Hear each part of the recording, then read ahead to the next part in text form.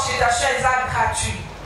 Et nos produits aussi, donc on a prix promotionnel. Nassir que ça que ma maman est à la visite. Oh, bisoto ebi ya mwana maman zalaka moi 500, donc après c'est moi 500, moi 300, sobi eloko kolia, moi 200, jus à bombi pour ebani que maman mimi, maman ya ma maman, les loko ça la conférence il faut maman azwata moi qui si moko ouais ko bakise sous moi un plus na nzoto na bo moi sinai. N'est-ce pas maman? Consultation est gratuite.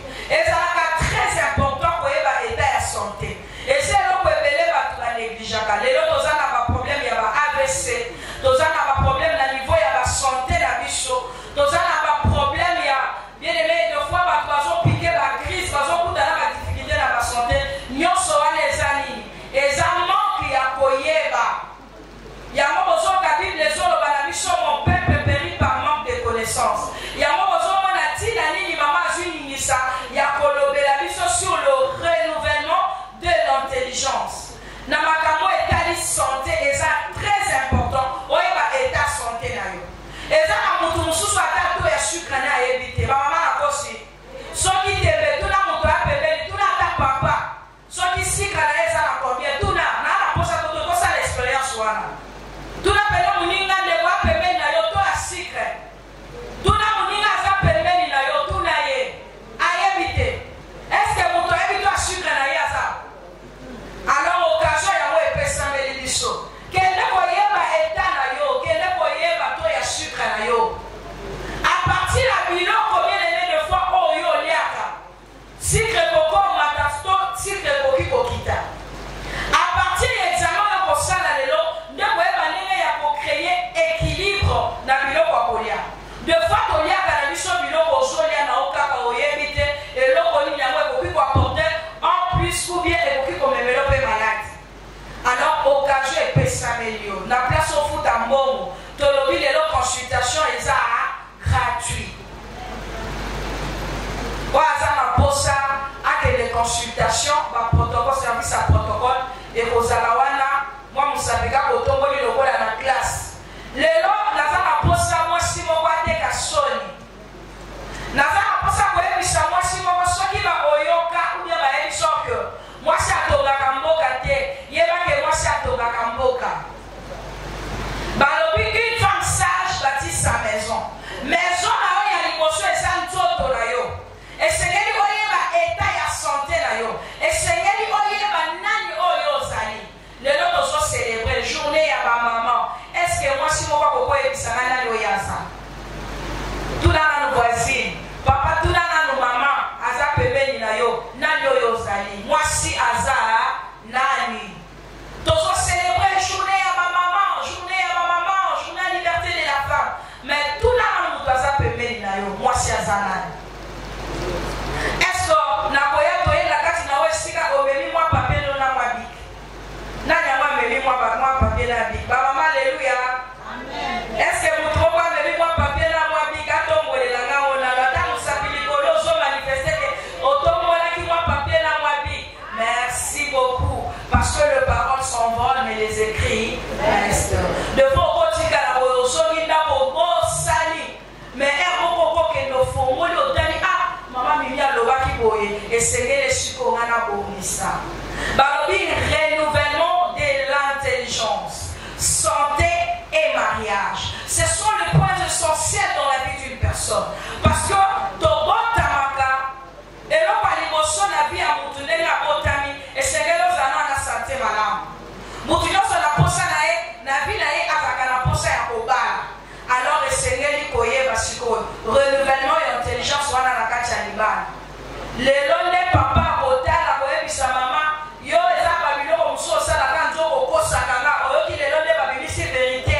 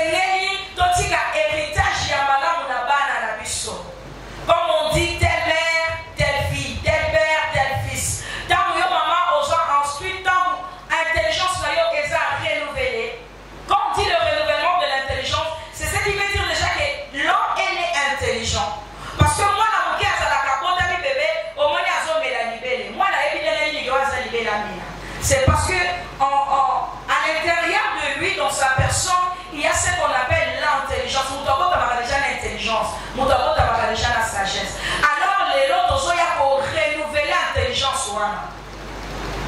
Amen, ma maman. Donc, moi, papier, moi, bi, et ça l'a déjà payé. Parce que quand la milité, tu as limité au banako décoller. Soyez batté d'ici, Kabilo, aux autres, soyez batté, n'engagez pas conserver Babilo. Alors, il est très important, il y a koye, état, il y a santé là. Aux autres, on a mon sous-sous, ailleurs, bandika malade, je suis vraiment tant milité, mon doigt couffé. Des fois, on a mon sous à couffé, là, c'est à Bondi. Je ne sais pas si vous êtes déjà arrivé de vous poser la question de savoir pourquoi que ce mon doigt là, il n'a pas Bondi à Zokouffa. Parce que venez, pour comprendre le phénomène dans la tête. Bon, au moment d'attaquer la salle d'autopsie, vous comprenez que non, la personne avait piqué une crise pendant le sommeil. Donc, crise doit les autres à la nuit. Il faut voyer l'état de santé. Et c'est là, au mon côté, voilà pourquoi on dit la santé n'a pas de prix. Et là, on y a surtout au sommet à bon, mais santé au sommet à bon côté. Au sommet à bon lata, au sommet à bon mais santé au sommet à bon côté. Alors, il est encore grand temps. Vous savez, on a toujours dit qu'il faut tenir compte des causes et des conséquences. Oui, avant conséquence, il y a la cause. Toute chose a un débit et toute maladie a un débit. Alors, il faut savoir pour rattraper les temps. Dès les autres, chercher Jésus pendant qu'il est encore là. Donc, parce que pour qu'on attend encore auquel l'hôpital, malade est commencé à faut gérer en haut. Alors qu'on y a au niveau à la tête. Qu'on y a détruire santé na yomoko tant occasion et peut s'améliorer. La bien consultation est gratuite et puis aussi ici les autres comme un prix promotionnel. Les autres comme un prix moko ya moké. Au salle consultation. Après à partir il y a diagnostic au ba kopesa yo ba koyeba kokomela yo ici pour na koluka moyen pour ça l'année. Pour rattraper santé avant et comme à trop tard. Parce qu'il y a de ces genres de maladies auxquelles dans l'hôpital, il y a des cas à bichoter. La place bâtie de la haine, il y a des voisines, il y a des voisins, ça peut venir là. Avant bâtie de la haine, il y a des cas à bichoter. Avec comme à trop tard, occasion à peut s'améliorer. Consultation les a offert. On fout de l'autre côté. Bah, ça là, bah, au terme, bah, c'est l'examen. On fait les. De santé na yo ofele soki la mort lati osomi yango na mort osali effort ya kotika ndako na yo ya kokende zando ya kokende magasin ya kobenga livrer aya livrer yo ozwi énergie na yo okei na tailleur otongisi opesi mbo ebongo santé. Qu'est-ce que tu ne peux pas faire pour ta santé? Qu'est-ce que tu ne peux pas faire pour ton bien-être? S'il vous plaît, ton négligent monté. Et ça n'a pas de négligence la santé, ma casse. Puis son moto, comment la minganga? Au moins, la caca moutoua, la kosu, somme là et qui s'y boule. Qui s'y voit dans les autres somme, n'a pas moi eu chaud et vous traiter problème aux animaux. Et ça qui s'y sont tout aidés et répondre à la malade d'union. Alors, pour somme qui s'y, il faut la consulter par un médecin. À partir de là, vous voyez qui s'y n'y a aucun problème pour la santé. Dans son négligence la santé, dans un négligent la santé à la mission mini. Les gens comment la papa va comme il a un problème à la prostate. Oh, mission doit y avoir qui que non. Ceux qui montent comme il atteint l'âge à 45 à 50 ans d'avoir comme maladie à la prostate. Mais les gens beaucoup même la jeune va sauver la prostate. Pourquoi? Bah ça a bilan dans tout côté.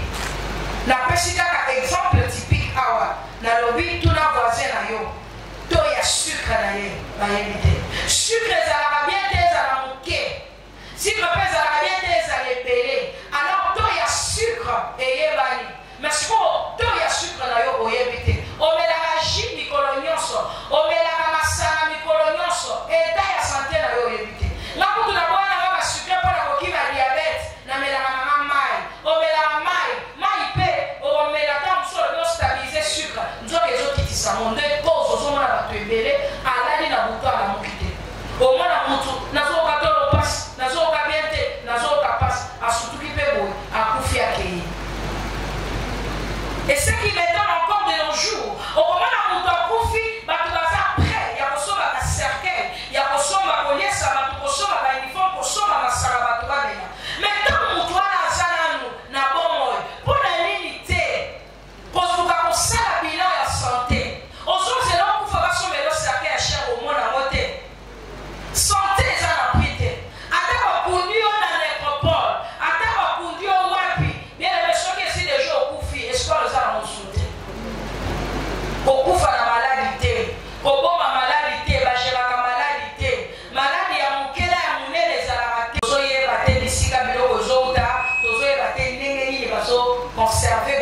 Alors il est très important, il y a l'état de la santé.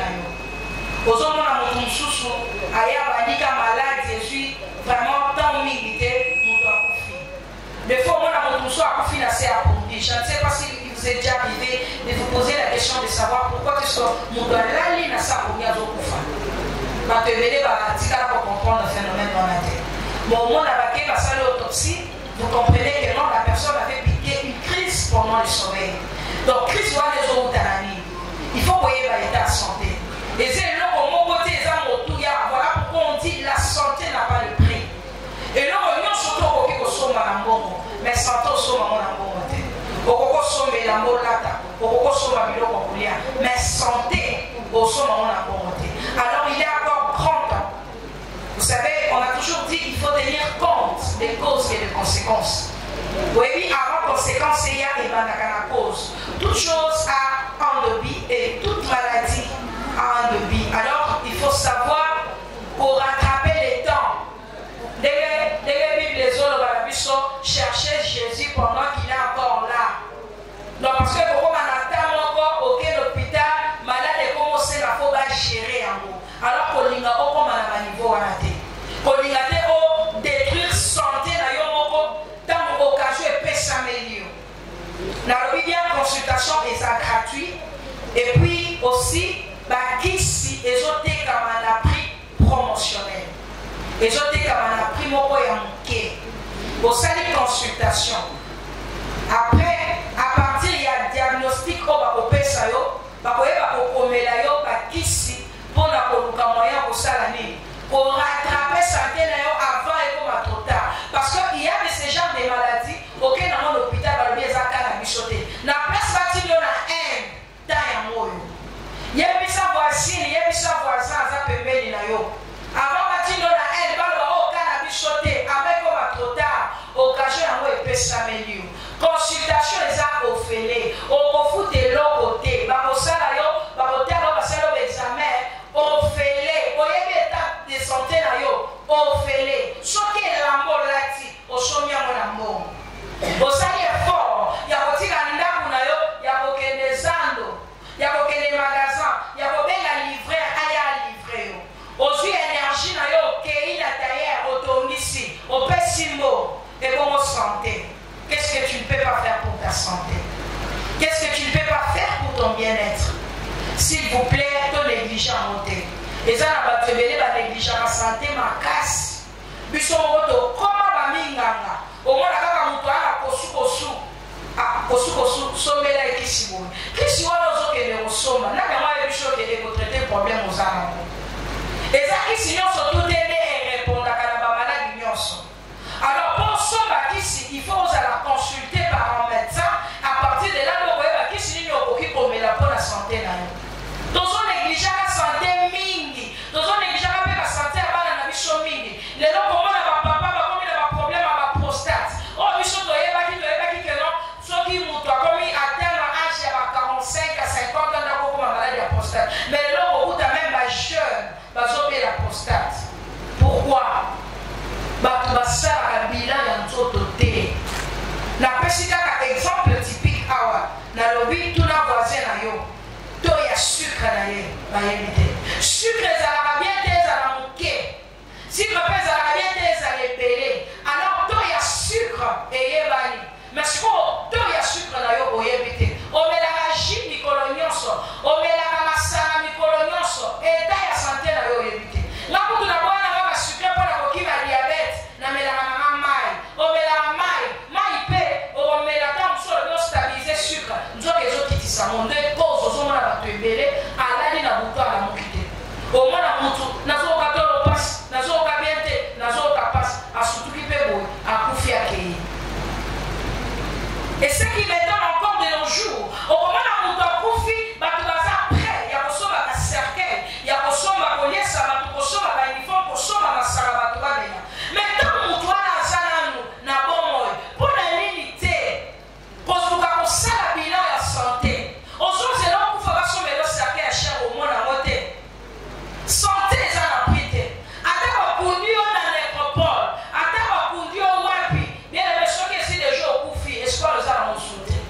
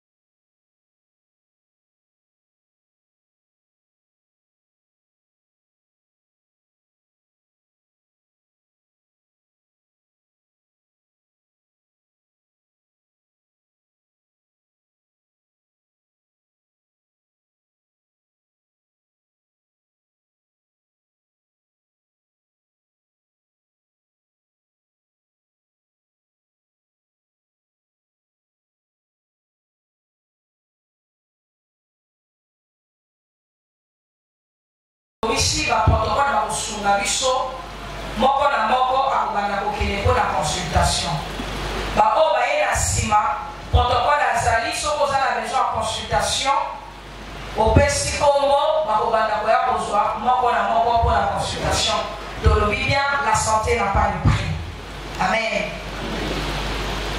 Soki tosilisi na discours na biso tokozwa première intervenante ya sujet na biso intervenante oyebi sujet na biso est-ce que eza na mama moko ayebi sujet na biso toyebi lelo est-ce que nakozwa mama moko ya liboso okoki oyebisa biso sujet na biso lelo eza nini tomoni ka mama mimi avandi eza nini merci mama thème na biso ya lelo ezali renouvellement de l'intelligence. Amen. Tobeteli na mama mabo. Encore dans ma lettre de la première de la classe. Tobeteli sous babo.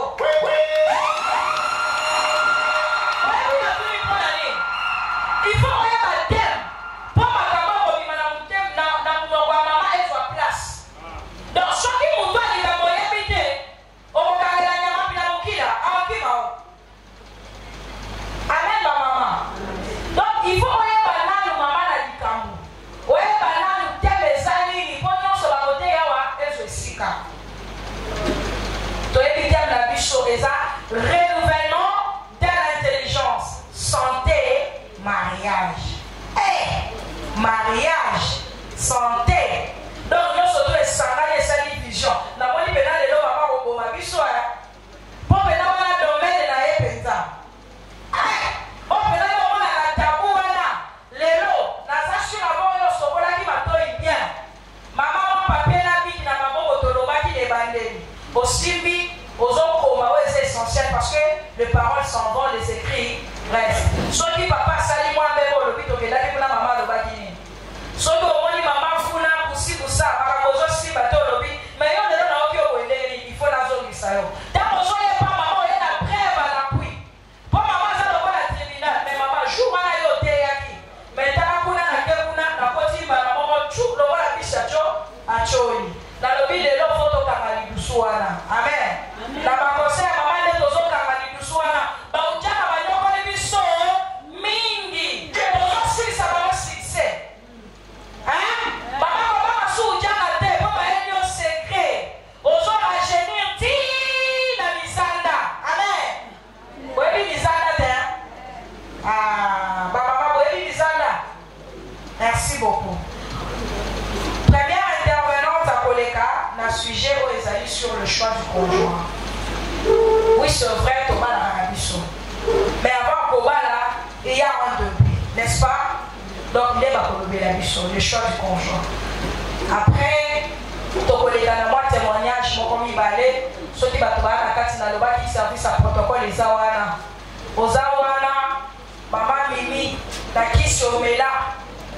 Aux solution parce que la mona témoignage est tellement élevé surtout ma kamabota il y a pena sa mère de multitude so dans le verso baloya kolembanae donc moi témoignage mon peut ça bien ma maman Tony Lengel après maman Mimi a kozwa parole kolobanaye et kozala divisé en 3 séquences mateya tapete Nasuga tokosuki c'est la question-réponse. Amen. Tozape wana buffet ezali à volonté. To solde la biso buffet. Eza na mokaka à $5 donc 14 000 francs. Oza na 14 000 francs olie à gogo. Olie otondi ozi musapoti osanji olie lisusu. Osusu na komelo bakisi biso likolo. Boyete. Oyeza mo lukongo lute. Biloko kolia ofele boy. Plan moto ezalaka $25 mais lelo bakiteli na $5 pa. Olie omeli otondi. Babiye ezali. Oza na posa biye na yo protocole aza wana. Ofilie moi 5 azwi biye ayeli yo. Voilà, tozo leka vite beaucoup. Le plus vite possible la discours na biso. Ba maman naza na posa koyo kana malamu. Merci. Mesdames, Messieurs, chers serviteurs de Dieu, nous vous remercions d'être d'être venus en nombre aujourd'hui pour célébrer ce 8 mars 2025 la journée internationale de droits des femmes, une journée qui devrait s'éteindre 365 jours par an. Puis-je également saisir cette occasion pour rendre hommage à la présidente, aux remerciements particuliers et profondes gratitudes sont exprimés à Madame Mimi Kumbu, la présidente de la grande fondation Mimi Kumbu, dont nous avons, je cite, la clinique Espoir et le restaurant Je me retrouve City, ainsi que tant d'autres, vous félicite de votre désignation en tant que présidente de cette importante. Son intérêt envers le programme de santé mentale et à toute l'équipe de la Fondation d'avoir si généralement consacré leur temps pour assurer un plein succès à l'exécution de préparatifs de cette conférence. Mesdames et messieurs, chers hommes de Dieu, nous avons le grand plaisir de vous avoir parmi nous. De la part de tout le monde et de la direction, nous aimerons vous présenter nos salutations cordiales. Chères sœurs, là je m'adresse à nos mamans, nos très chères mamans. Beaucoup d'eau a coulé sous le pont, beaucoup de promesses ont été faites sans être tenues l'heure ne plus à la mentalité, à la mendacité de nos droits, car la vraie liberté et indépendance ne s'acquiert jamais dans le renouvellement de l'intelligence et sans lutte. Sans renouvellement de l'intelligence, tu auras la liberté, la vie sautée. Amen, maman. Et sans avoir lutté, tu auras la liberté, la vie sautée. Nous avons vu de femmes prendre le règne dans la santé, dans l'éducation et dans l'entreprise plus. La raison pour laquelle je peux donner l'exemple de Maman Mimi Kumbu, elle a pris le règne dans la santé. Les autres traités, si elle a un problème à Kobo, tu as la solution. Aujourd'hui, nous voyons notre première dame qui est une femme. Alors c'est pour dire que si on ne lutte pas, si on ne renouvelle pas notre intelligence, on ne va plus atteindre nos objectifs. Nous avons vu de femmes prendre les règnes dans la santé, dans l'éducation et dans l'entreprise et plus. Et l'œuvre sans relâche pour un avenir meilleur et pour elles-mêmes et toutes les femmes.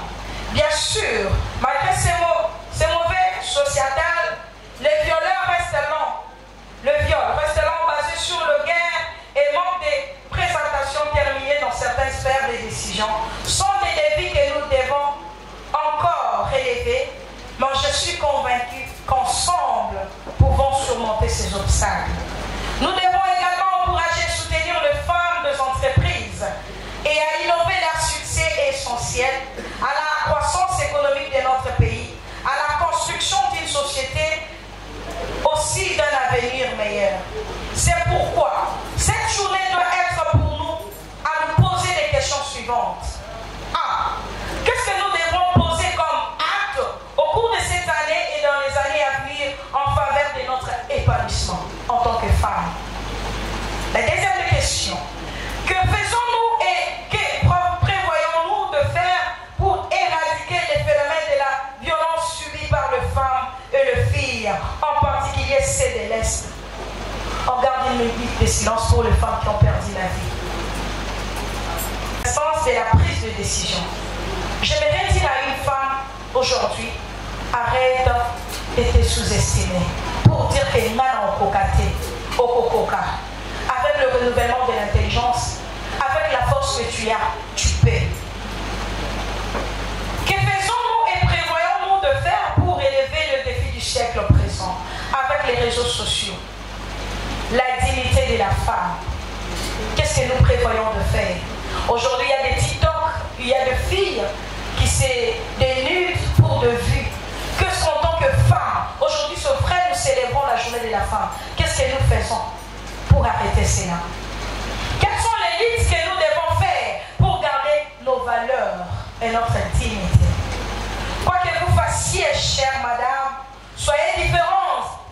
N'essayez pas d'imiter les hommes. Ayez plus d'ambition. Moi, si pas Makamboka.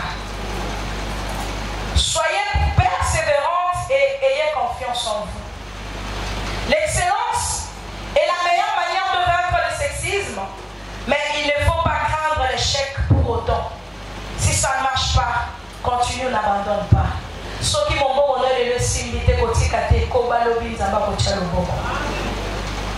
L'excellence, obtenez ce que vous souhaitez comme une femme indépendante qui ne se laisse pas influencer par ce que les gens disent d'elle, ni par ce que les gens pensent de toi, mais celle qui persiste face à l'adversité pour tracer le chemin pour les générations futures et qui est une meilleure version d'elle-même. On dit que les jeunes filles avec de rêves deviennent de femmes avec de projets. Nous devons nous donner mutuellement le moyen de réaliser ces projets. Car il ne suffit pas de parler de renouvellement de l'intelligence, il faut y croire.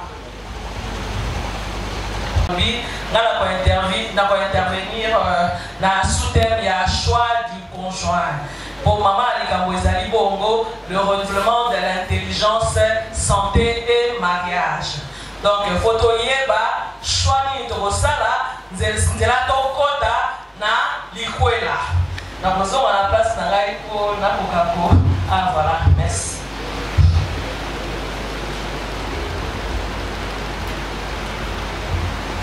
Alors, ma maman d'Etolobi, le choix du conjoint.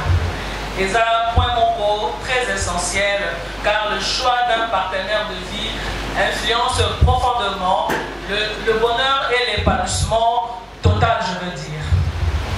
Dans énuméré quelques points pour élaborer na bino.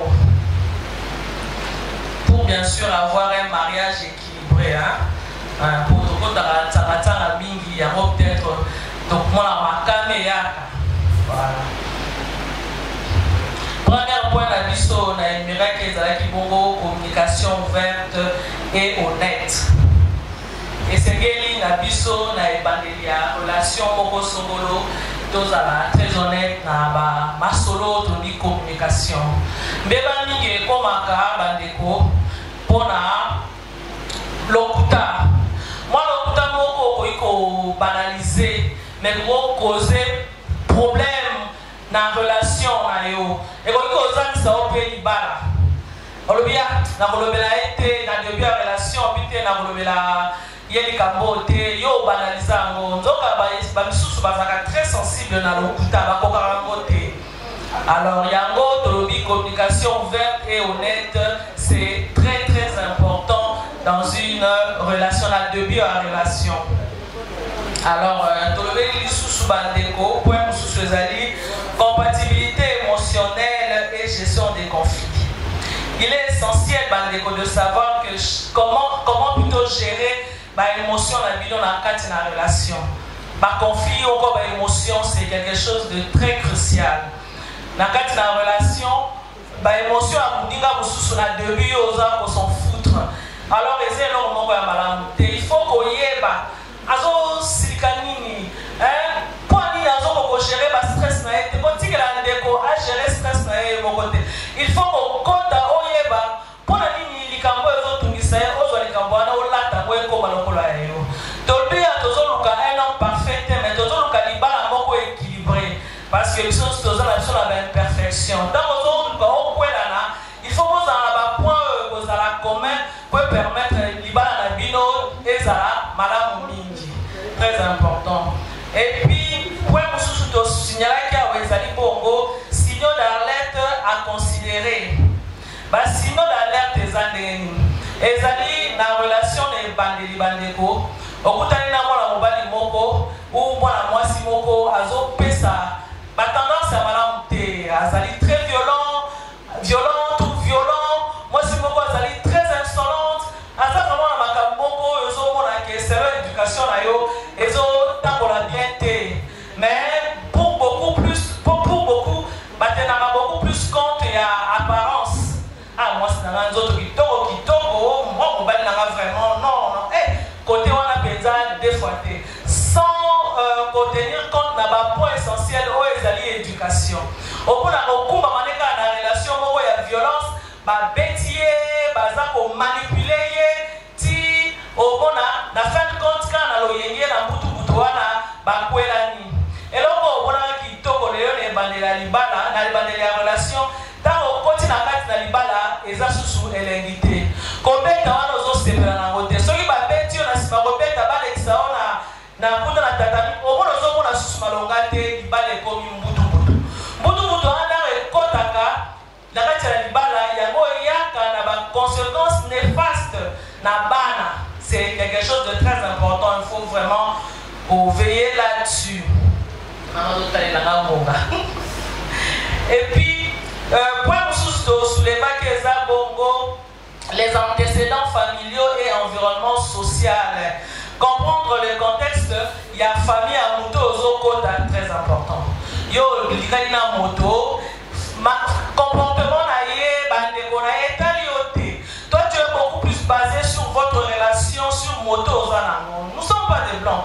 Ici en Afrique, Mabal et Belé et Zalaka, ce sont deux familles qui se réunissent. Et Zakabatumi Balé, des familles Balé, au Koutan. Alors, yo,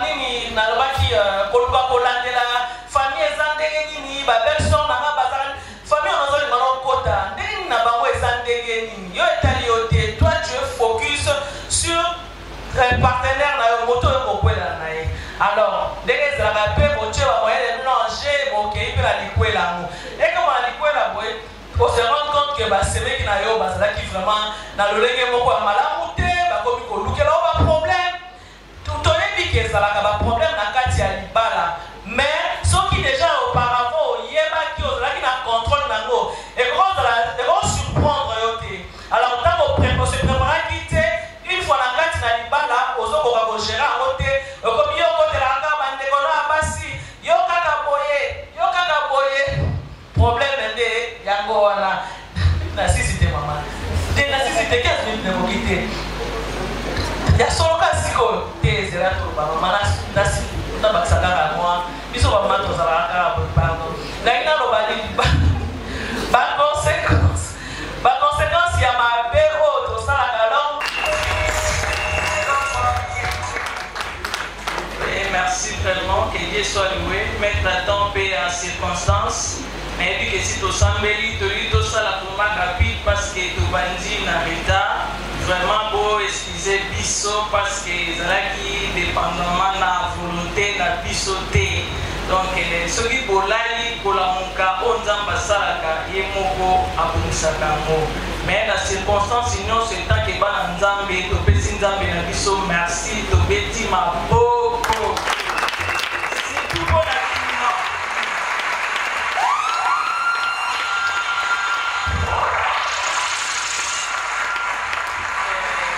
Ici, au moment où la Sylvie micro, maman a mis ce temps pour la qui est juste pour la chanson Isobeta, et la chanson Oyo Monananga, et il va aller à Yembelanga et maman.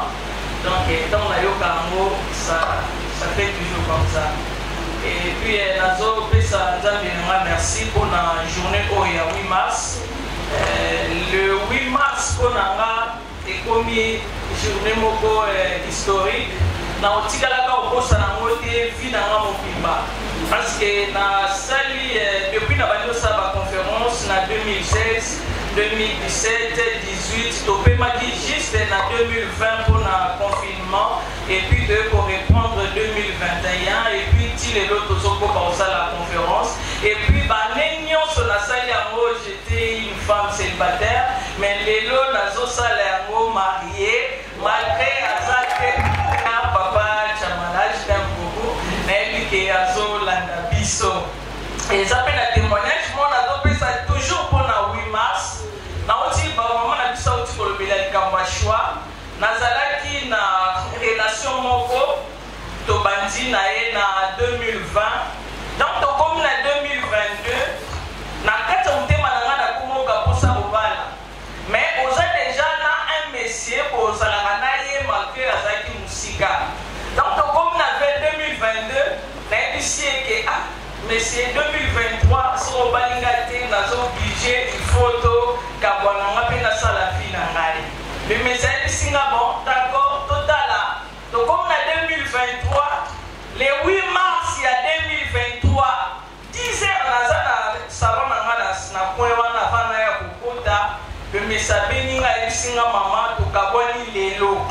le 8 mars avant ya komata siko na préparaki moral na ngate na fati na bi o aza mobali te nzambe sengeli olongole pembeni na nga lelo journée à fête o basi bazo sepela journée na bango ya ba mama mobali o penza azalaki ya venir il fallait souhaiter yo quand même atali ngaka lobalo bango ata après parce que dit que chaque le 8 mars nga na sola na ba mama na zaka na bango mais aboyinga avana mata awa to komi awa bande ko journée wana ba o bazalaki na ebike na loba bongo te na bandi ko loba maka mususu selon thème sujet ezaki na conférence nous tout c'est le quoi moko troublé ngai namba moko mama nga ni mama la biso présidente ya son pressé en tout cas de mettre les peu ma boko casa tali mama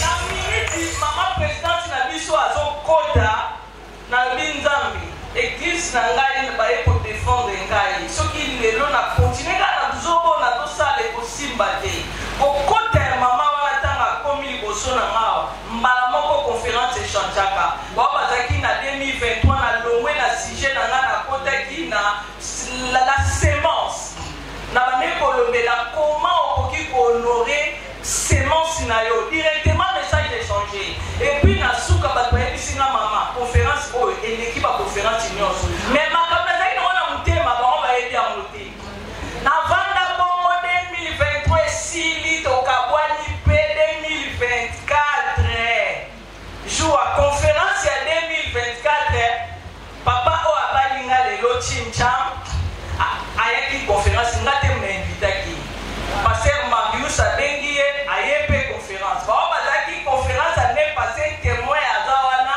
afandaki mpe koto toyebani te nzonga ntango wana azoko intervenir ye amoni ngai bon abobi ne mpe secret tokende église sont pressés ntango tokomi kuna mama apesinga mpe lisusu mikro naloba nga ntango nazoloba ye esika vale na kiti alobi bajara basi na lukaka bango ye oki baboyi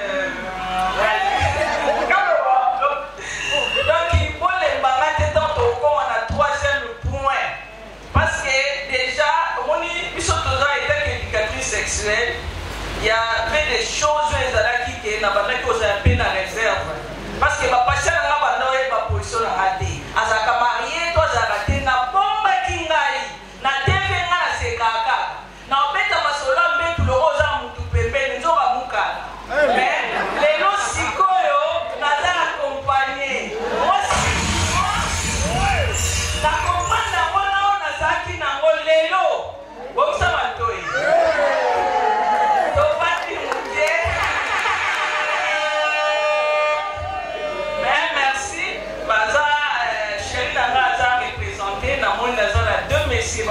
en face donc naza na ba sécurité baza wa do bisoba papa Serge merci na papa Sako merci pour la soutien na bino ne botala na boy chamalaza wana merci et puis na mama pasteur na pesi mbote na papa na ngai papa Timothée mama Gana na kokana makombo nyonso te papa Ezekiel na mona zate mais na mona mama za madame docteur Nassi et puis batu nyonso na pesi biso mbote bonne fête merci beaucoup bandeko na pesa ki sujet oyo renouvellement de l'intelligence ezalaki suite ya makambo oyo ezoleka na monde lelo et puis ndenge nazomona biso basi ndenge tozosuka des fois namonaka basi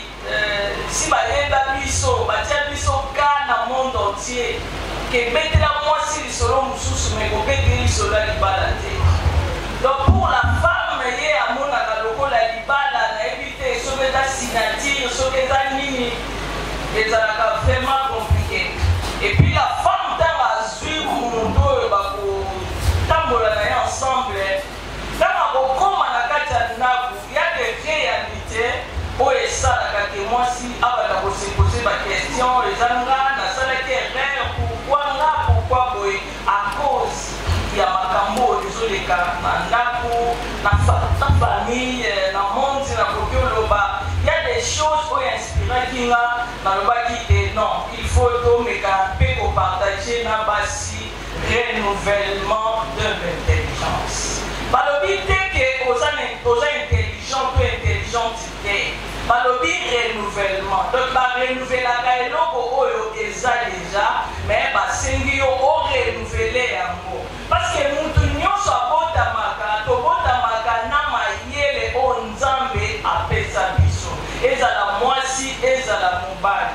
Nayebi ke eza message moko trop évangélique te mais nakoki koloba boye ntango tozobotama balobi na biso ke tozobotama na lisumu ya dan mais toyeba ngo mpe ke tobotamaka mpe na bénédiction ya nzambe parce que avant mutu akweya eza na bénédiction deja nzambe apesa na mutu alobi soyez fécond multipliez remplissez assujettis. Donc sikoyo ntango mutu azoya na mokili akuta mbongo akoma chrétien ou pas aza na bénédiction ya nzambe yango okomona bachinois bango bayambi yesu te mpo bakutana na lisumu ya adam mais baza na mbongo mpona nini renouvellement de l'intelligence.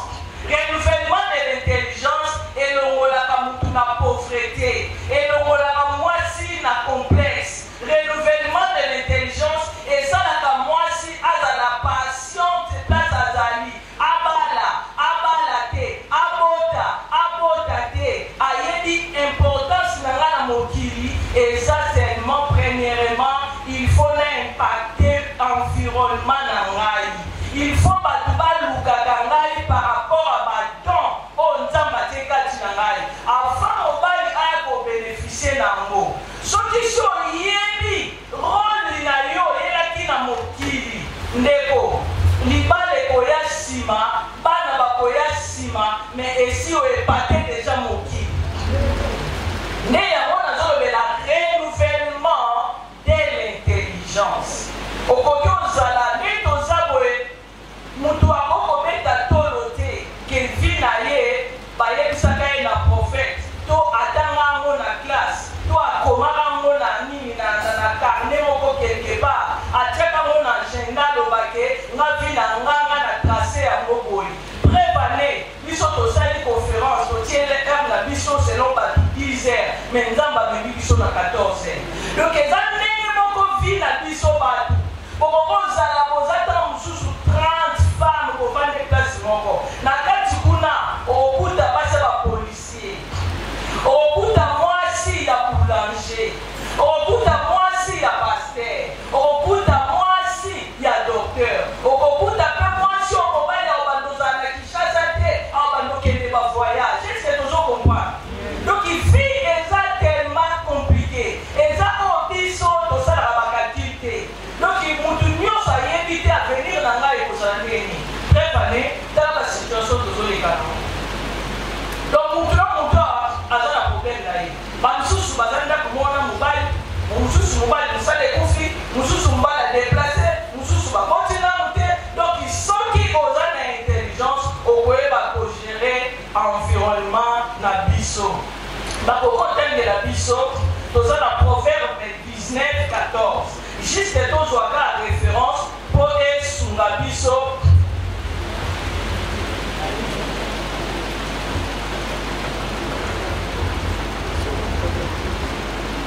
Maman, bah non. Selon les circonstances.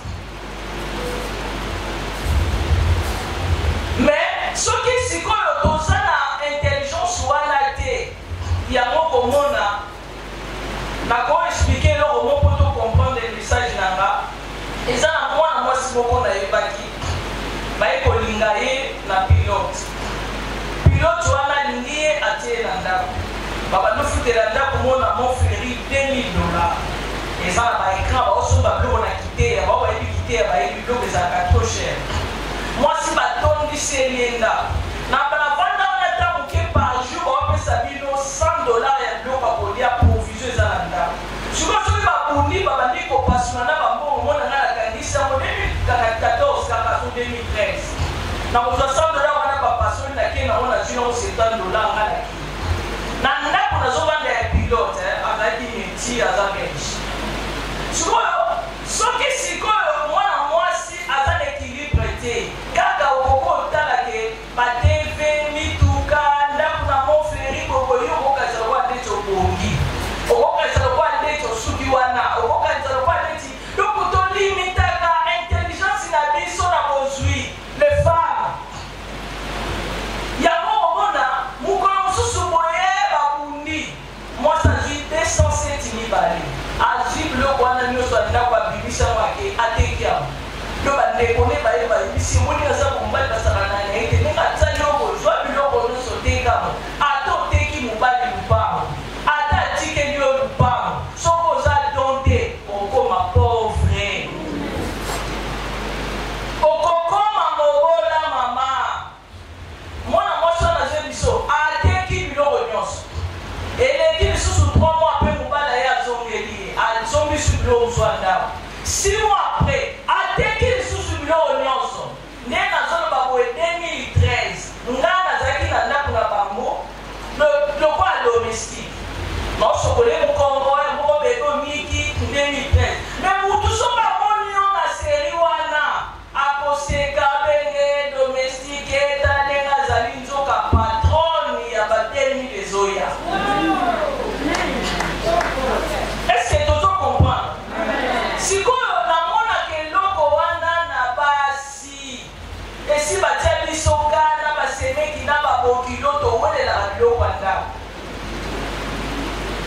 doki mwasi akoko tinda mwana na ye abotola ta voisin to locataire na bango mobali mpoka aza na tv na kiti ya divo ya $300 okoko osalaki mwana no abimisa mwasi wana mpoka yayo akota mpona kaka yango basi na biloko ya mokili balobi oza don oleki mutu batikeli barichesse oleki mutu batikeli bamaison na explike bien oyebi nzambe asali biso nini eske biso to bazwi biso na mabele te la femme bazwi ye aza mokuwa aza os yango omona so mutu akufi biloko nyonso epolaka moku epolaka te elonakisa équilibre donc ndenge ozalaka wana mobali azangi mwasi aza malade papa imeba l'homme soit sain oyo aza mabali te sans effet bala il n'est pas bon que l'homme soit sain et puis lui ezoloba que l'homme quittera donc mwasi azalaka déjà mpona lupango bamama baza est-ce oyebi koza kolo lupango na comprendre teke kolobi balobi l'homme quittera il s'attachera et pas donc akolongwa ye nda ye yo ozalaka déjà osolola na nzambe donc la femme aza équilibre yango omona soki mwasi aza na mayele moke obible ebengi la femme insensée ndako ebebi ndako ebebi tokokozwa bapoint tokokolobela tozolobela une femme insensée eloko liboso boyeba mwasi aza insensé eza bilobaloba la femme est censée azalaka na sécurité la femme est censée alingaka aloba mingi ayoka mpe mingi sikoyo yango ekomisaka ye déséquilibré bilobaloba koma boza na eloko te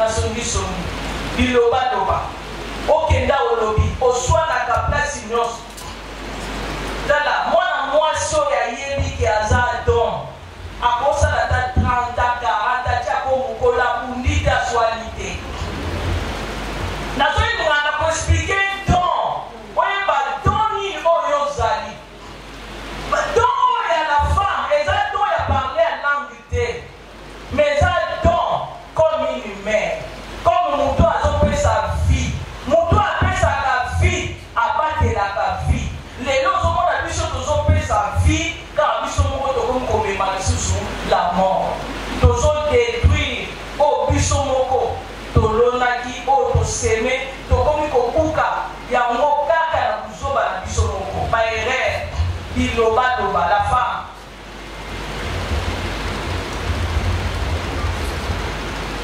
okomona eza na mibali mosusu lelo bana bafaiblesse oyo yo oyebi mais eza ya yo tokende obetela bango bato masolo mama sekre na yo ya ndako ya chambre koma ezobima libanda yango kokutana na basi ya miyibi babetelo lisolo mwasa moyibi aza wana esa ayebi ke mobali na ye azalaka moyibi ebiso baye koluka ye ayebiso ke aza te akokozwa ye abombi ye na sambe me basi na biso lelo ezali bakretien ou pas toza na sekre te kaka yo moko olingaki mobali wana kaka yo moko oza na nzoto na yo me soko bimi kaka na mutu bato bayebi yango soki kaka babeteli oyo lisolo moko na ndako mama na bino ayebi yango bapetisere na yo bayebi na eglise kobetela bato na masolo ya chambre kutu ndenge aza boye tala ndenge azala mikolo azokoka te omoko kaka esili nazokompane te azobima libanda kende mpe olinga te soki badefisi oyo kaka kende okolinga te donki bilobaloba ezosala mwasi lelo akomi koperdre valeur na ye epuis ekomi kosala ke satana akosa yo aescroke yo mama donc yada ayebi ke soki alinga escroke mwasi akopermetre yo atia yo na environnement moko ya makambo bato oyoka epuis lokolo obombaka te obandi kokende koloba osambwe donc esika mwasi avandi okoyeba kaka na makelele kitakataka kutu bien kitakataka kutu bien okoyeba mama intelligence na biso totia yango wapi ya mibale nakokolobela une femme oyo aza distrait natambolela lembi ekomi banyongwa mapa mpona nini eza mal préparé donc tellement moto ozakoketsa naleka kaka omoi bato bazalaka bakutena mobali deja ça eza diable longolo oyebi mambo osala te faut ozalaka conscience propose amour ya bien babiloko oyo ntango mosusu na eglise okoyoka yango te ntango mosusu na ndako na bino oyoka yango te biso toyendaka bapambo libanda tokende ozoyeba te ke l'acte sexuel premièrement c'est la morale les morales acte sexuel premièrement eza mutu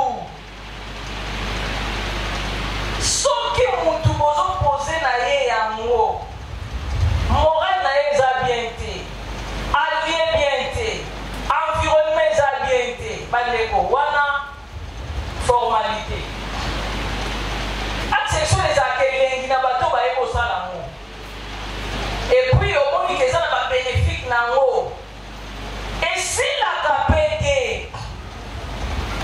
parceke mobali ndenge aza wana atokomi na 90 ans 80 ans baérection nzambe abotolaka ngo mobali te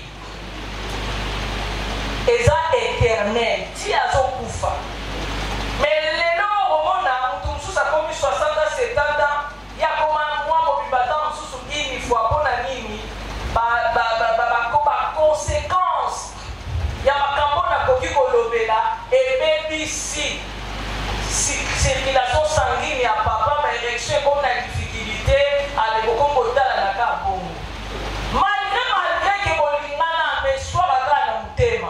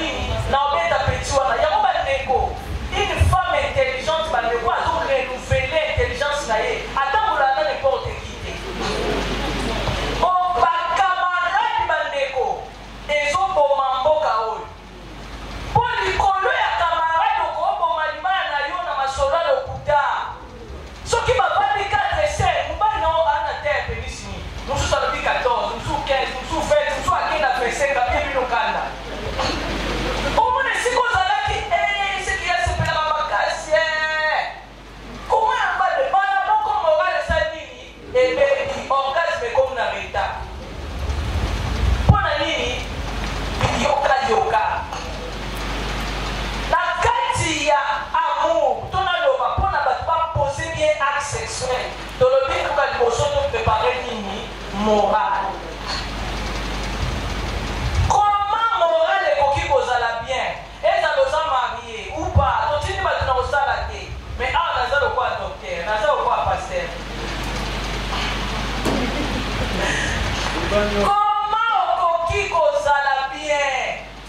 Ce qui déjà makanisi kaka eye yambango na maboko mibale. Déjà morale na yo fait banda déjà kosepela loko limokula limobika limomadamwambe limomada soki kako bandi kosepela érection ezalaka naturelle ezalaka automatique ebe bakakaka eza lokolo seigneur soki bakwaki eloko ya sanité bwaki yango makanisi soki ntango bandi kokanisa jour wana futaki olali deja operde combat operde combat nde yango komona nayebi bana basi oyo babaka biloko bapapie mouchoir baglace akoka soki alinga bino bayebisaka ye kesaka glace otie glace oyebi te ke na kati nozala na chaleur ntango otie glace ekoki okanga nango mais oyebi conséquence nango te na venir yo bakaka masanga esalaka nini na rapport sexuel epesa okwiti eza cerveau na ote mte esala eza kwiti nde mte esala soki osali na kwiti pendant une semaine 2 ans 3 ans 4 ans mokolo mosusu érection eya nango te ozala na porti bolebi mpona nini deja na mutuna oyebi ke mokonamelaka na betaka bien nakosi tala derrière ya bato acte sexuel eza nango maboko pete epuis melaka moto eloko te lokwa mbongo mbongo nde il faut travailler donc faut za na raison mpo bapesi yo mais acte sexuel eza bakabeli yango biso lokwa don lokwa likabo mpo tosepela nango mais lelo tokomi kobebisa yango malgré bamaladi ekomi koakompagne yango mais avant maladi eya eza manque ya intelligence na biso na baami na bakamarade esika mibali bakutani. Est-ce bien? Est-ce qu'ils ont mappé? La troisième question qu'on a rejetée, nous savons que la cabinet purge les années. Mais est-ce que pour la biso, voici comme on parle de périger Mayamoto, est-ce que ça bien pour la santé? Voilà un peu. Surtout d'insister quand il a mort.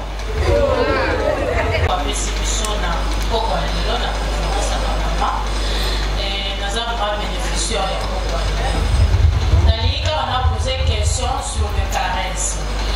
Maman a dit si ceux qui caressent ça malamu, le rapport peut causer la malamu. Bon, si ceux qui papa peut ça qui passe mon corps, attaque caresser, il a commis un point au maillot qui a pas mes sentiments dans les hommes. Pour moi, il va y avoir besoin de papa marraine tout le cas. Qui va plus mais on va dire tout ce qui vous a dans les coups et arrive à payer mon père a commission même ainsi qu'un mot pour le caramel au combien à l'autre plus que cerveau n'a l'autre peine qui pour préparer qui vraiment cerveau n'a l'autre pour la rapport n'a y pour y envoyer malade là c'est cas pour ça on peut ça caca topé pour ticket la yéka asala na yeyo zamunate. Étant comme célibataire, au conseil de célibataire, alors question dans les abois, parce qu'on entend souvent dire dans la société peut-être ce qui moi si à coller à comme na âge avancé à so balaté et que à so passer rapport sexualité à cause d'un problème dans Katia vie mais témoignage na yo à combien même au lobby que au bel en paix en retard mais quand même auto c'est là. Alors quel est le conseil au qui copé ça na ba femme au bazaba âgé mais jusque là na ba banité alors quel est le conseil au copé ça bango pour que ba se réjouir ba ça la peut bien na libala na bango lobby voilà merci. Nazo une question c'est par rapport à orgasme. Bon je sais que nous les hommes éjaculent, la femme aussi eux-mêmes. l'éjaculation de la femme, ou c'est un point culminant de la femme, donc c'est quoi en fait? Merci. La femme sera gênée et que mon bal a zota la yebi na miso ya bolibote. Et ça le bolo do sepelate na nzoto na endenge komi. Par rapport ya mangena lo baki msusu saboti déjà, msusu eta elikumu nzoto. Omona kwa ndali susu ndenge ezalaki te. Miso na yo il fait ça attention parce que basi bazala la gêner. Na biloko wana eza cause nde esalaka ke babomaminda. Babomaminda mpona aza gêné. Sikoyo mwasi oyo aza gêné te ekolakisa ke mobali andimi ye ndenge azali. Donc mobali alinga ye na ebandeli ntina suka ya vi na ye akufa liso azakoo na likolo abima mali azala boye oza na ye ensemble yango wana ezalaka bien. Donc soki oza na ti momo te nazosepela te na yambaka bango o mwasi nanga mpenza banduta oyo esene mabe esene bemisi papa lobango na ndenge ya critique te ezala te kozogene yango esalaka ke bakoma na badifficulté ya mibale likambo ya moto. Donc tu m'expliques que le papa mais ça commence déjà à 70 ans. 70 ans azala ba malade ebele na nzoto. Donc yeba ke na to mama ya malili pa na ye ko ko sale AVC. Donc il faut ça la maman qui entière. Na ba papa ba 70 ans donc na ba 80 ans so ka na tension, rhumatisme, prostate, impuissance boye, mai ya malili makasi. Ya mona ka surtout on peut ça conseil na biso nyonso. Soki omoni ke oza na hémorroïde osalaka batoilette ya makasi oliaka bareta keba na mai ya malili na obanda na mutu mai esengaka fo bandango na makolo parce que parti ya makolo na makolo circulation sanguine ezalaka mingi te ezalaka vraiment na retard. Donc il faut tosala attention na biloko wana nyonso. Et puis mpo na purge kopurge mai ou l'eau tiède bon na ndambo ya mapenza koexplike bapurge parce que c'est interdit. Mais dans le cas de l'émission sur la Bible, tout le monde se base à tout le monde a ma grand-mère. Ou à le bateau, la famille a dit sur ma maman, on va d'abord purifier ma baguette. Donc, tout le monde a la même idée. Si on a une idée qui est nous comme ça. Bon, moi, si on a dit que nous purifions, ma purifier la biso et la bouche de l'eau à nous autres, on a pour tout à la gamme. Donc, on a pas assumer ma responsabilité de ce qu'on a appris aux allées d'amour. Mais avec une autre chaîne, on a la tine d'amour. Mais il n'y a pas qu'une semaine, 2 semaines les gâter, il faut purger pour nettoyer pour l'eau. Donc il y a la caresse. Maman le béni caresse par exemple, mon bali, à ça qui est là au moins c'est bien la beauté. Ils sont prêts à ça la parole, puis au moins c'est bien la beauté. Donc ils ont la morale à tête qui va. Il y a un autre qui la morale. Pourquoi morale? Ce qui me coloana est que papa, au sentir qu'environnement est bien été. Gérer papa on a eu. Pourquoi l'examen noter que l'on a une importance? Parce que l'acte sexuel à bien c'est la jouissance. Dans mon jour, moi ça a éjaculé, moi ça l'orgasme de papa et à quoi qui y a moins d'objectif finalement. Les analyses qui est aussi c'est un peu de notre facilité. Il y a moins de si comme moi si faut y avoir craqué. Pour essayer de motiver l'eau le colon mais moi il va que problème nyonso va réclamer à la méthode. Il y a des problèmes qu'on réclame avant maintenant ou après pour quitter la méthode. Donc c'est ça pour vous. Donc il comprend et tout on dit mais ils dépend de l'environnement.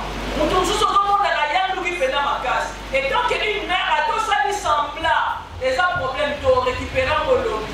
Soit on des gens qui ont yann qui peut se candidater permettre d'aller à salarié. Lobby expliquer que moi on reste des salamités pour moral des allées bien. Na sanya mokaka pour na sepesa yo mais na nena salamu. Donc faut intelligence et voilà et ça l'hôtel environnement et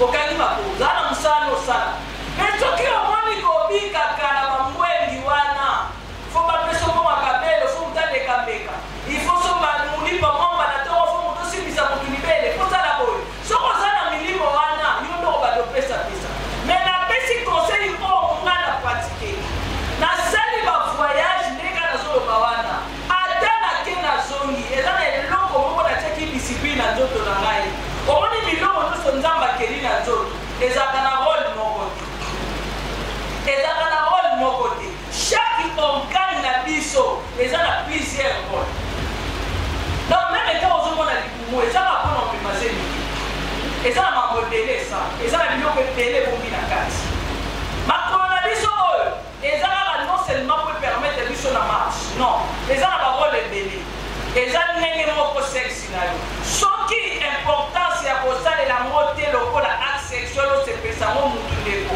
esepesa yo même na petit besoin na grand besoin utilité nango na aire wana opesa ngo utilité wana soki kaka otie makati nyonso tokozaka baacte ebanda na cerveau nakosi soki nga natie non mwasi atie non mama otie non moto osimbo te na makasi lobaka viole yo soki mwasi alobi akosala ngo te epi mobali atie non ekomaka na bamoma moko boye osalisalisalisala olobi tout est permis mais tout n'est pas utile nafandi nakomi kosela sikoyo oyo akoya kopesaka équilibre parce que so oyebi deja boyenge ndenge eyalaka ezalaka boye soki basimbi yo boyoka elengi okobwaka bote boyebi yango deja mais sikoyo eza na baconséquence soki okutani na moto ya mabe soro na yo bozala nini soko balopose bakestion wana mwana wana bakomokasatiki bato bazalaka na nzela na nga te bato na nzela na nga bazalaka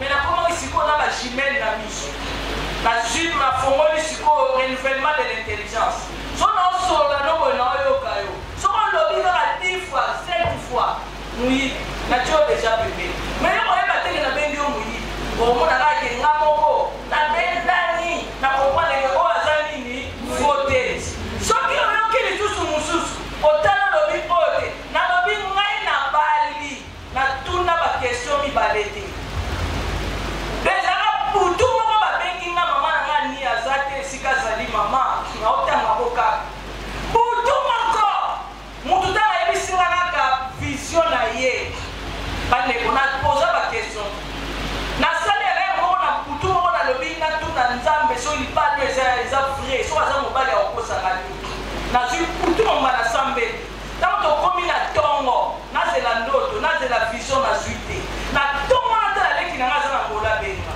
oyaye naluti ndoto moko toa na feti ya monene tozobina me ezalaki matanga mama biso akufi me ekomi feti na butu kanga natala na nzambe so libala ana eza ya solo nazwi réponse wana ami moko abengi nga na dini aza na lemba na matete alisinga mimi naluti ndoto bali menga na feti nazalaki te effectivement na feti azalaki te butu moko nazwi déjà réponse na opose sur bakestion te na comprendre ke eza voi ya malamu na koti parce que le messi aza na vision oyo nga na nango na kati wana me oyo na bandaki komona na tali ke batumbili kwa yango nalobaki koyokaka bato te mpo mokili ekoseka yo age epusani obalaka te obotaka te otongaka te ozanga ndako ndeko soki olandi mokili okesomba lupango na pasa Merci maman, merci. Merci. Question à Souka. Donc, clôturer maman.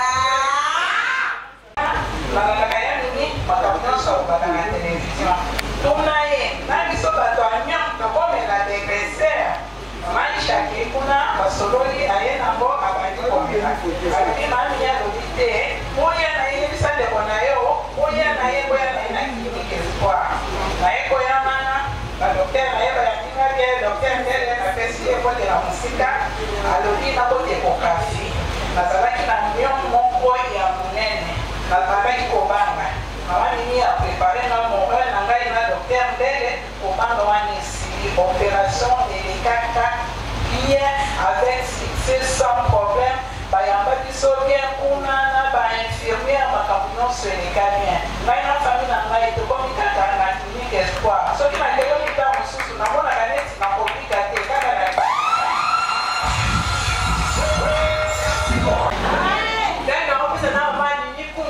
merci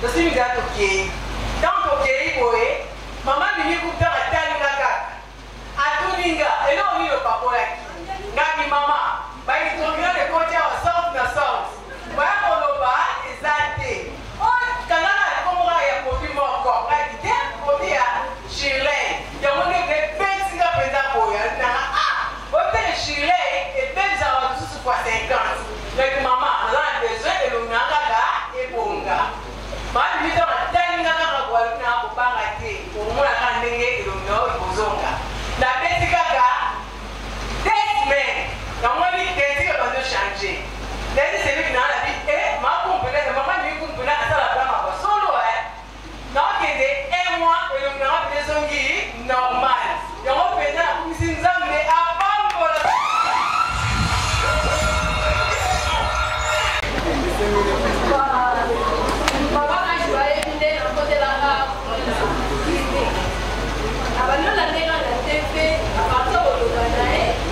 etinganga na kusa bebe ntango nakusani pembeni na ye akomi bamama tosoloni abi na ngai na ndenge oyo oyeni na mie mwana monene mwayewe napesa o bakisi eza te na opesa o bakisi me tokomumela nga na semie baopere ona atininga badulatere bakonsite ngai bamoni mio nayebisi mama na nde koluka mo mena banoyaka bana ye mpona loposo mpe mpona mpenga mpese na bomwana na age ya ba 8 ans me naseretuba te na loposo ti lelo nazosa traitement bana donc nalingaka ye mingi apesanga esengo moko na bainfirmier na ye bayambelanga tokoma lokola bandeko famille emofi na koti na kati na oseka to na osepela to nasere kupangwa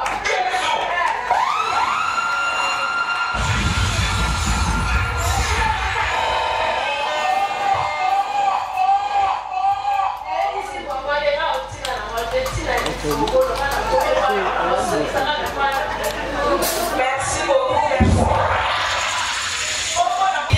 Pour la problème aux animaux, le pour la esili, yebake espoir ezali, ba kopesha espoir pour aussi ba papa ça tobeti lisusu maboko. Communication. D'abord maman ko nazoli.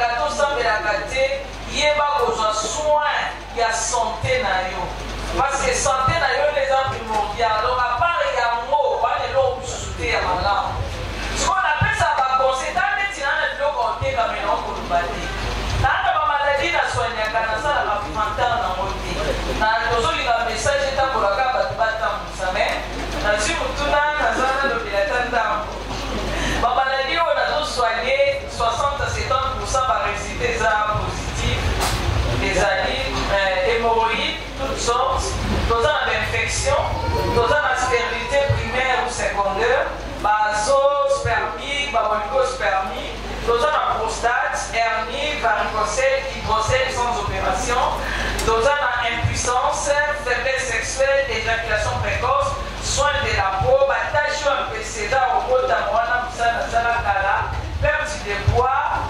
augmentation mpe ya poids pesi mutu mosusu asentir ke baconstipation ekangi ye nzoto ayaka monene te toza na estomac bamaux de dos rhumatisme banerve sciatique hernie discale likolo oyo nakanisi bato mosusu baye te mpo mokolo ebeti bonomona bato bauti inde baye me nzoka kozala na inde awa na maboko aotula na ye awa okobebisa mbongo avion osali badepense ba 5 à 10 000 $, mais na clinique moko avec 150 $, 200 douleur pas trop sauver si la te donc nanga mona osoigne ona ontima te ke nzambe osalelanga bongo eza mauvaise haleine toza na goutte barègle douloureuse baménopause précoce toza na manque d'appétit eza planou le ventre donc eza tellement ebele mpo na meki naloba yango wana okoki omona ndeko na moko aza na problème azoba traitement esila te opesi biso confiance merci vraiment merci beaucoup donc message eza merci nabo remercier biso nyonso toza na conférence mosusu toujours préparé. Donc là, il y a un peu tout ça la mot forme, le coup la nette, il y a pas cours, toujours fait sa formation, mon cours, même la mois, même fin du mois, chaque fin du mois, toujours cours d'Anaka, et permettre de la base si peut apprendre ma comme sous le lobby. Par tout ce que la sonne dans la question. Par tout ce que la problème qu'on est capable de trouver. Mais pour le temps, ils ont dit que le pays quand gagné mon beaucoup battre la libala na yo na mbongo foyer na yo famille na yo ndeko beaucoup yo kene ndwana eza ko amitié. Ya mutuya eza ba objectif ni tozaka na moko maintenant parce que nous se colika. Donc to relancer et puis que ceux qui va pas plus moi identité ou asepeli asadere na biso bien après biso numéro donc on dit c'est na groupe WhatsApp na biso à partir du groupe wana okoki ko poser biso ba question ba kana yo tuka de ko répondre ba misusu baza na ba problème eza pe ba envoûtement pe eza ka misusu ba pe otika yo to sala nyonso za kitoko tara kasi ba diplôme comme ça nyonso za lo senti que oza na posa ko bima mais ozo bima te muta osimba yo bima azate donc yango na vie faut sala ka na mutu moko wa ko pistonner yo wa ko fongola yo parti moko boye pour makambo nyonso échanger donc yango tolobi numéro ya téléphone na biso ezali 089 81 68 304 wana nakanisi eza numéro nga moko na répondre 089 81 68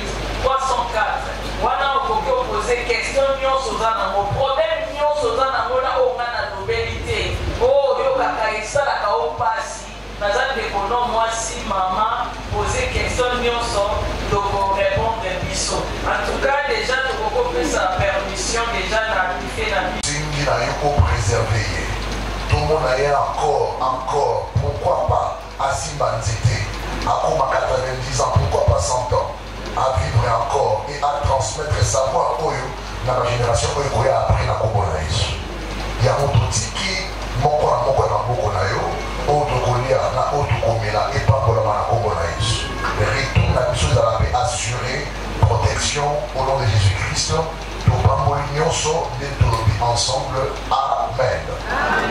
On acclame pour Jésus, merci.